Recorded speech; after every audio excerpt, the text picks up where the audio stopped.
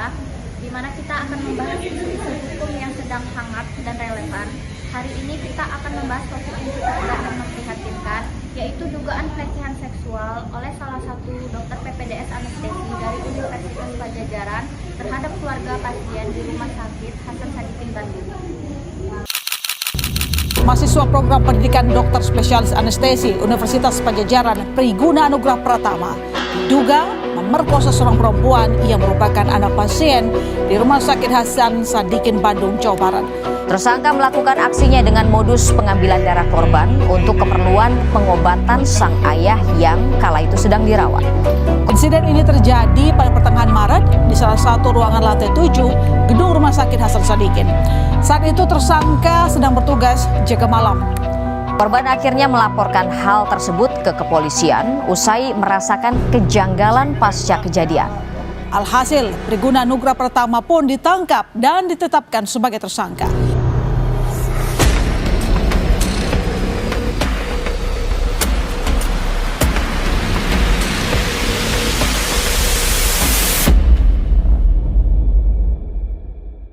Nah, untuk membahas lebih lanjut, kami menghadirkan 4 narasumber nih. Silakan masuk para narasumber.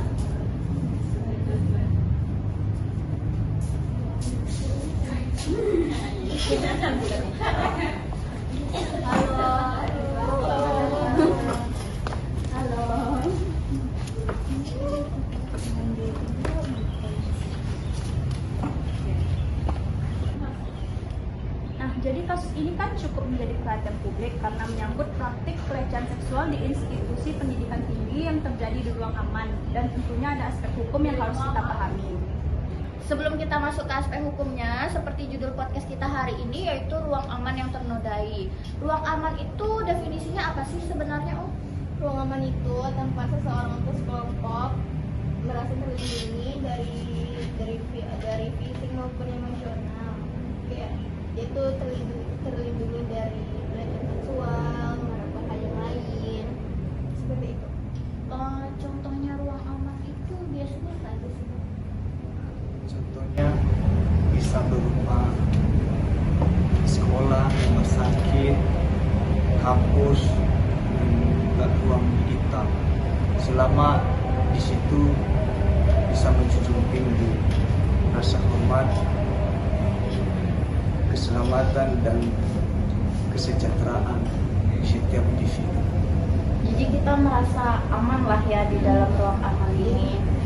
Nah, terkait dengan kasus kita hari ini, itu kronologi kasusnya itu gimana sih awalnya? Karena insiden ini kan gak hanya mengguncang dunia medis, tetapi juga memicu diskusi luas tentang keamanan di fasilitas kesehatan, yang dimana rumah sakit itu seharusnya jadi tempat yang aman 100%. Gimana sih kronologi awalnya itu kasusnya? Jadi kronologinya itu si korban adalah salah satu anak pasien yang sedang dirawat di rumah sakit. Jadi ternyata orang tua si korban itu membutuhkan darah atau transfusi darah. Jadi orang tua korbannya habis operasi? Iya nggak sih? Iya kan? Iya, maksudnya kayak gitulah ya. Operasi. Jadi ternyata orang tua si korban itu membutuhkan darah. Jadi anak si korban ini berniat mendonorkan darahnya. Anak si korban dipanggil untuk transfusi darah oleh dokter anestesinya.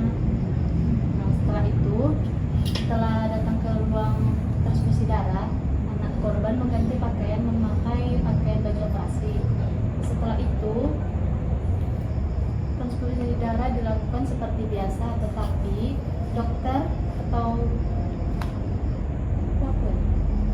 Dokternya katanya dikasih bius gitu ya pasien. Iya, sampai cowoknya nyari-nyari loh sampai 2 jam. Oh, cowok Iya. Cewek ini kan Cowok korban. anak dari korban. Kan bersama cowoknya. Rupanya dia udah nyari-nyari dari 2 jam nggak ketemu, dilaporkan ke satpam. Ya, kronologinya jam 1 dan si korbannya tersadarkan diri jam 4 subuh. Itu dia termasuk 2 jam dia tidak sadarkan diri. Saat tidak sadarkan diri itu, situlah pelaku melakukan pemerkosaan secara leluasa. Jadi dibius dulu sama dokter anestesinya. Berarti itu penyalahgunaan kekuasaan dong, apa penggunaan medis di luar? Ya, dokter itu kan dia dokter anestesi. aja ada penyalahgunaan obat-obatan. Itu ada nggak sih hukumnya tuh? Kalau ada yang melanggar undang-undang.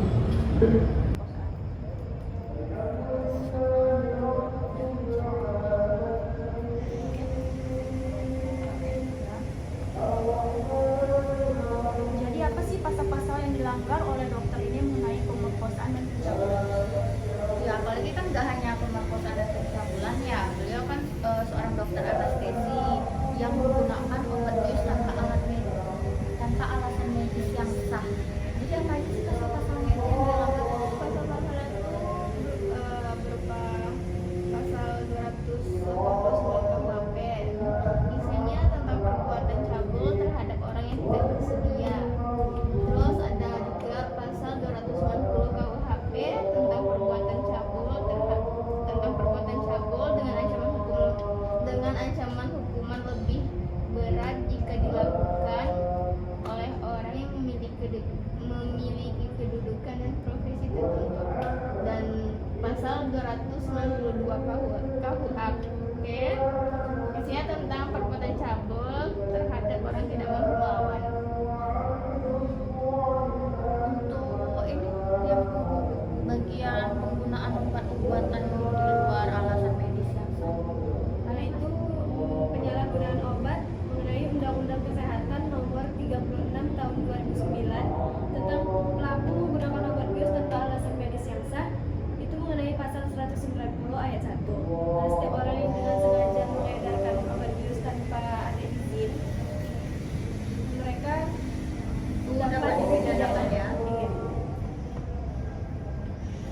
Jadi itu memperkuat dakwaan karena pelaku memanfaatkan obat-obatan gitu ya. Dan adapun etika dan Iya, kan pelanggaran etika apa aja? pelanggaran etika dan profesionalisme, meskipun bukan murni hukum pidana, mahasiswa hukum juga belajar bahwa kode etik kedokteran Indonesia atau kode EKI bisa memicu sanksi administrasi dan etik. Izin praktik dapat dicabut dan profesional pelaku bisa dihapus dari daftar tenaga medis. Jadi ini bukan termasuk korban yang pertama, ini sudah menjadi korban yang ketiga. Oh, berarti udah pernah ada korban-korban sebelumnya ya? Dari berita yang Jadi ada korban sebelumnya. tapi korban yang terungkap hanya korban yang ketiga. Pertanyaannya tuh kenapa korban yang sebelumnya itu tidak melaporkan? Kenapa aja nggak ada bukti jelas? Dan mungkin karena rasa takut juga. Padahal itu dokternya cantik kan? Iya, padahal baru nikah 3 bulan loh, 3 bulan baru nikah. Tapi dia kan memiliki kelainan. Kelainan seksual. Kelainan seksual. Dia Kelainan suka melakukan kelainan seksual bersama orang yang tidak sadarkan diri. Makanya dia melakukan dia. Apanya dia? Udah ditangkap ya. Terus apa ini sanksi dari baik dari universitas atau rumah sakitnya terhadap pelaku? Karena kan itu udah jelas dia mencoreng nama baik universitas dan nama baik rumah sakit, terutama profesi ya. Karena bisa dibilang ini kasus white coat, kasus jubah putih yang seharusnya kita kan merasa aman ya. Dimana lagi kita merasa aman jika tidak ke rumah sakit berulang. Nah, pihak rumah sakit melakukan yang namanya pemberhentian pekerjaan oleh dokternya dan dia tidak diterima lagi ke rumah sakit manapun jika mendaftar pekerjaan sebagai dokter. Nah, mahasiswa pun ketika mendaftar dokter anestesi itu dilakukan tes kesehatan fisik dan mental agar tidak terjadi kesalahan seperti itu. Kayak psikotes ya berarti lebih tepat. Nah yang ini kan yang korban ketiga ini keluarga pasien, sedangkan yang dua lagi itu justru korbannya malah pasien, bukan keluarga pasien. Karena nggak ada perawat nggak sih mengundurkan diri? Sebenarnya bisa datang dari mana aja sih ya. Ya itu karena dia memiliki Ada kuasa yang kewenangannya. lebih besar besar juga kali. Masalah lainnya juga. Karena dia punya kuasa yang lebih besar. Karena kan kadang kan perawat ini menurut ke dokter ya, yang wewenangnya lebih besar di rumah sakit. Jadi ketika dia masuk, ya perawat ini tidak mencurigai apapun. Apalagi dia dokter anestesi. Tapi seharusnya curiga sih. Kan anestesi itu seharusnya di ruangan operasi aja ya kali ya. Iya kalau nggak salah. Terus di ruangan itu juga nggak ada CCTV kan? Soalnya dalam Karena kan tiga. katanya itu kan bangunan baru ya. Oh, Bangunan baru. Enggak, belum pernah digunain. Gedung lantai 7. Lantai 7. Kan sekarang apa tuh? Polda Jawa Barat Oh, Polda Jawa Barat udah menetapkan jadi tersangka ya. sudah dia dijerat dengan pasal 6C itu Undang-Undang Nomor 12 Tahun 2022 kan tentang tindak pidana kekerasan seksual dengan ancaman hukuman penjara hingga 12 tahun. 12 tahun ya. Terus kan dia ini kan sering perbuatannya ini kan berulang ya buat itu. Yang sebelumnya dia lakukan ke pasien sebelumnya kan. Jadi dia ini bisa juga ditambahkan hukumannya di pasal 64 KUHP kan tentang perbuatan berulang, sehingga si pelaku ini bisa dapat diancam hukumannya bisa sampai 17 tahun ya penjara.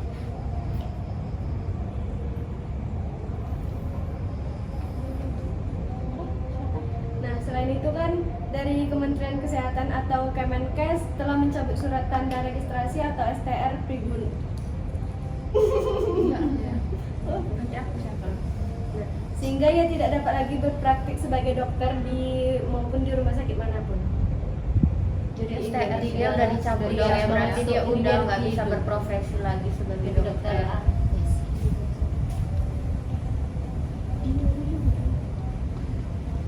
Ada nggak sih pesan yang mau disampaikan ke masyarakat terkait kasus ini? Ya, kalau misalnya itu harus dibantuin. Nah, ini untuk pihak rumah sakitnya saran setiap pasien atau anak pasien yang membutuhkan darah, jika membutuhkan transfusi darah harus ditemani dengan perawat, tidak diperbolehkan berdua dengan dokter, karena itu dapat memicu Baik bahkan dari perawat atau bahkan dari dokternya sendiri loh ya, atau dari tenaga medis manapun. Terkadang kan pasien ini kalau dipanggil transfusi darah cuma sendiri, terkadang dia mau tidak mau kan harus takut nanti dokternya jadi cuek, jadi dia melakukan aja tanpa memikirkan akibatnya, mau tidak mau. Jadi ke rumah sakitnya lah lebih ditegaskan kepada perawatnya. Dan juga jangan takut untuk mengadukan Jika dan ada membuka sesuatu suatu kejanggalan, kan korban ketiga ya yang baru melaporkan. Dua korban lagi yang sebelumnya itu adalah pasien baru melaporkan ketika korban ketiga ini sudah melaporkan. Jadi kan pasti dia merasa takut karena pastinya dokter ini kan orang yang berprofesi. Ada nggak sih di Indonesia tuh lembaga yang melindungi para korban ini? ada di Indonesia yang namanya LPSK, adalah lembaga negara Indonesia yang dibentuk untuk memberikan perlindungan dan pemenuhan hak saksi maupun korban tindak pidana, khususnya dalam kasus-kasus yang berisiko tinggi seperti kekerasan seksual, korupsi, teroris, dan pelanggaran HAM. Contoh pelayanan yang diberikan oleh LPSK itu apa aja, Mang? Yang pertama itu perlindungan fisik, terus pengamanan, pemindahan juga tempat tinggal, terus perlindungan hukum, pendampingan dalam proses hukum juga. Jadi LPSK itu bukan tentang soal keadilan, dia juga memastikan bahwa proses keadilan bisa berjalan tanpa korban atau saksi menjadi korban lagi. Itu aja. Nah, pertanyaan terakhir nih untuk para narasumber, pesan apa yang mau disampaikan untuk masyarakat? Nah, untuk itu, untuk para korban, jangan takut untuk bersuara. Kekerasan seksual bukan aib korban, tapi kejahatan pelaku. Kita harus tetap mendorong orang-orang untuk selalu membuka suara. Dan jangan lupa dukung korban untuk pulih, bukan malah menyalahkan. Karena itu dapat membuat mereka stres dan mengakibatkan gangguan jiwa. Jadi ujung-ujungnya nanti bakalan pasti bunuh. Ya, karena trauma apa kan? Jadi kita harus terus untuk mendorong ruang-ruang aman di semua sektor. Baik, terima kasih banyak kepada para narasumber atas diskusi yang sangat membuka mata ini. Semoga kasus ini menjadi pembelajaran besar bagi semua pihak. Kepada Sobat Justisia, tetap waspada, peduli dan jangan ragu melaporkan jika mengalami atau menyaksikan tindakan kekerasan seksual. Sampai jumpa di episode berikutnya. Hidup Dadah. mahasiswa.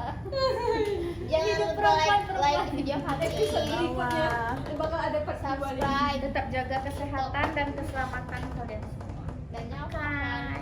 Kalau ada yang code calling, Jangan lupa makan.